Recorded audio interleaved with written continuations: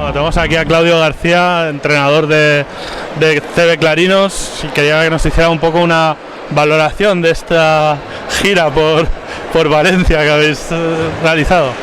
Bueno, primero yo creo que el jueves estuvimos bastante bien desde el inicio, que era un partido bastante complicado para nosotros porque llegamos al pabellón casi desde las 7 de la mañana volando y no pensábamos que tuviéramos esa reacción tan buena del equipo a nivel de actitud, que tuvimos facilidad en todo el partido gracias a nuestro trabajo defensivo.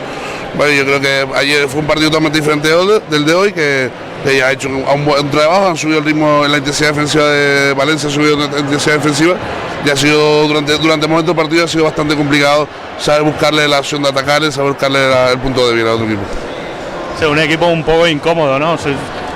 Jugadoras muy pequeñas, muy rápidas. Sí, yo creo que los dos, tanto Piquén como Valencia, se caracterizan los dos por hacer lo mismo, un baloncesto bastante defensivo, activo, bastante impresionante, bastante uso de mano, mucho contacto, y la verdad que a nosotros eso pues nos incomoda, ¿no?, para poder jugar más cómodo, pero bueno, yo creo que hemos terminado haciendo un buen trabajo en 2 partidos.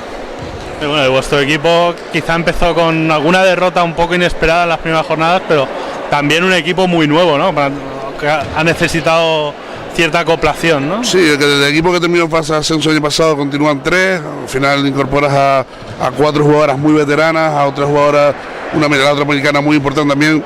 Al principio fue difícil por el tema de asignación de roles, asignación ellas de mismas de grupo, ¿no?, de ser capaces de unirse y ver que juntas éramos mejores que por calidad, que tenemos de sobra, y yo creo que eso lo hemos conseguido. Después de la Navidad hemos sido capaces de reflexionar, de empezar a trabajar como un equipo y todavía yo espero que se pueda ver mucho más de lo que realmente somos.